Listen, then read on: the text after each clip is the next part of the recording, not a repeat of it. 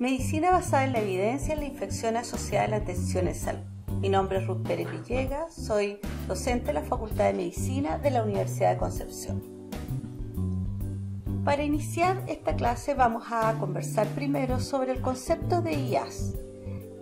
Las infecciones asociadas a la atención en salud es la infección localizada o sistémica que resulta como una reacción adversa a la presencia de un agente infeccioso o sus toxinas. Lo importante es señalar que no estaba presente ni en periodo de incubación al ingreso del o la usuaria al hospital o centro de salud ambulatoria. Aquí hay que hacer una diferenciación. Cuando nosotros hablábamos de infecciones intrahospitalarias, se referían solamente a las infecciones que el usuario se contaminaba o se infectaba durante su periodo de hospitalización. Las IAS abarcan además la atención ambulatoria. Por lo tanto, se amplía el concepto y eso mismo significa entonces una redefinición del mismo. Ocurre en un paciente en el hospital 48 a 72 horas posteriores a su ingreso y en un paciente atendido en un centro ambulatorio como consecuencia de dicha atención. Entonces, a partir del concepto de infecciones asociadas a la atención en salud, vamos a definir entonces medicina basada en la evidencia. Desde el punto de vista conceptual, es la utilización consciente y explícita y juiciosa de la mejor evidencia científica y clínica disponible para tomar decisiones sobre el cuidado de las y los usuarios de salud. En el concepto de medicina basada en la evidencia en la infección asociada a la atención en salud, es el uso de la mejor evidencia científica disponible para optimizar los fines de las prácticas clínicas dirigido a mejorar los resultados clínicos y disminuir la morbimortalidad de las y los usuarios y con ello, por supuesto, disminuir los costos económicos de la atención. En definitiva, medicina basada en la evidencia es la incorporación de la evidencia científica en la toma de decisiones en la práctica clínica. ¿Y esto cómo se ve reflejado en la infección asociada a la atención? Primero, considerar que las normas de prevención y control se basan en evidencias científicas demostradas. Es así como muchos de los procedimientos o técnicas que se usaban en el pasado, con el tiempo la evidencia ha ido demostrando que no son efectivas y que hay que desecharlas. Y eso también explica por qué las normas de prevención y control van modificándose paulatinamente de acuerdo a la evidencia científica. También, con el fin de tener suficiente respaldo al realizar un procedimiento o técnica durante la atención clínica, es fundamental la evidencia científica. Las normas de prevención y control de las IAS utilizan la evidencia científica categoría 1A y 1B. Veamos entonces los grados de evidencia. Sabemos que existen diferentes clasificaciones, pero esta es la que se utiliza principalmente en el uso de las infecciones asociadas a la atención en salud. El grado de evidencia 1, evidencia que por lo menos un estudio clínico randomizado o controlado ha definido como apropiado.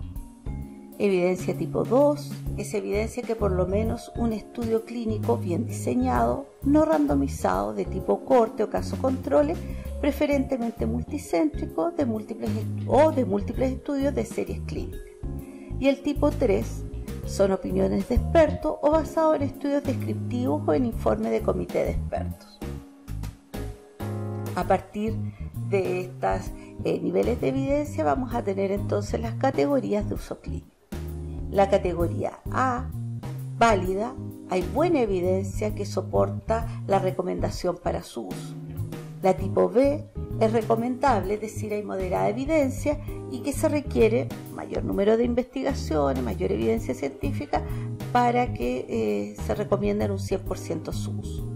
Y la tipo C, o opcional, hay pobre evidencia que soporta una recomendación para su uso y que obviamente requiere revisar ese procedimiento y esa técnica a la luz de nuevas evidencias científicas.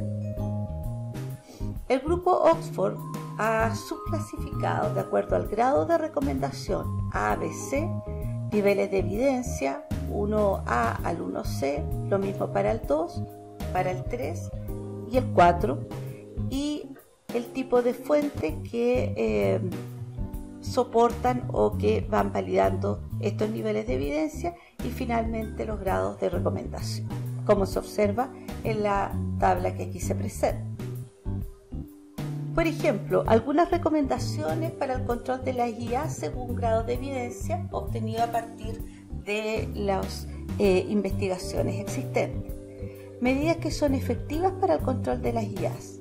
La educación del personal de salud en control y prevención de IAs tiene un nivel de evidencia 1B-A, categoría A. Es decir, se ha demostrado que el educar a la población, al personal, tanto alumnos, docentes como el personal clínico, que es una medida efectiva para el control de las infecciones. Otra recomendación es que antes de la inserción de un catéter se debe lavar las manos con jabón antiséptico o soluciones basadas en base de alcohol.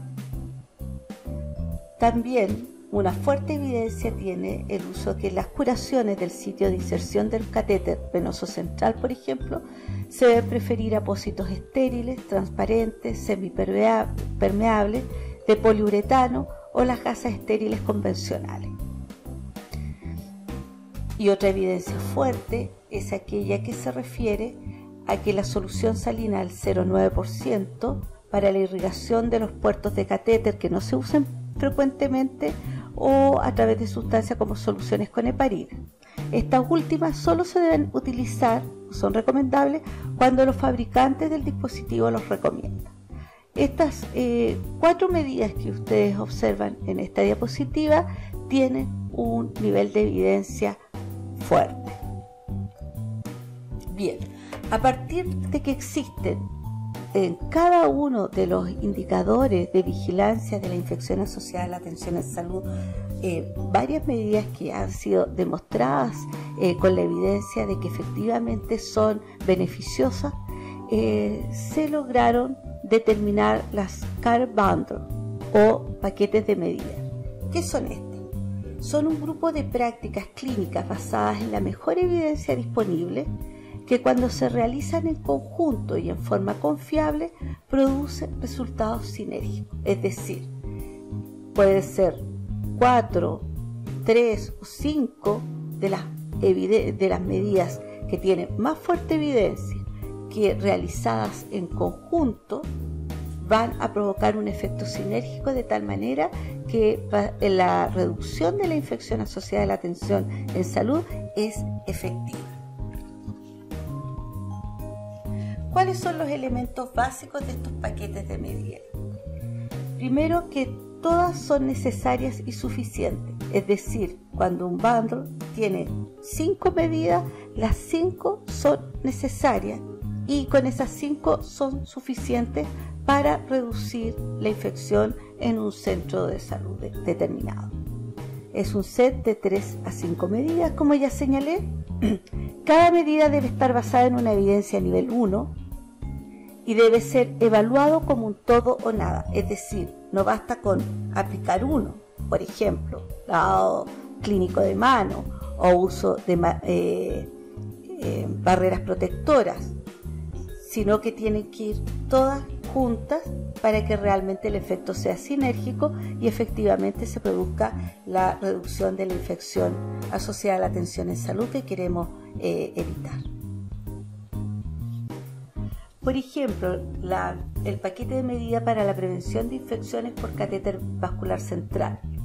Estas son las 5 que la evidencia científica demuestra que utilizándolas en conjunto van a ser efectivas en reducir las infecciones por este indicador. El lavado o higienización de manos antes y después del contacto con el paciente según la técnica recomendada por la OMS. El uso de máximas barreras estériles durante la inserción del catéter central. La preparación de la piel del paciente con clorhexidina al 2%. Evitar el acceso vascular femoral. Y revisar diariamente la necesidad de la vía y retirarlas cuando no sean necesarias.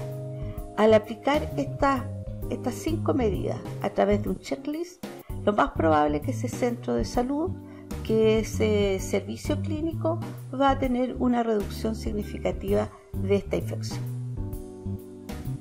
El paquete de medidas para la prevención de infección por catéter urinario a permanencia, que ocurre en diferentes servicios clínicos, están, por ejemplo, partiendo por el lavado e higienización de manos antes y después del contacto con el paciente o con la usuaria, limitar las indicaciones de sonda vesical solamente a aquellos casos que realmente lo requieran, el personal que realice la inserción debe estar debidamente entrenado, uso de técnicas asépticas para su inserción y cuidado, vale decir, superficies estériles, mantener el cierre de los conductos de manera de evitar la contaminación y uso de sonda por el tiempo mínimo indispensable.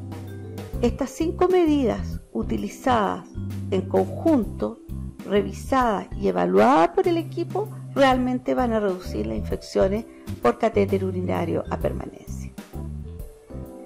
En conclusión, podemos señalar que la utilización de paquetes de medidas para mejorar la confiabilidad de la atención y prevenir infección asociada a la atención en salud vienen siendo exitosas desde hace más de 10 años.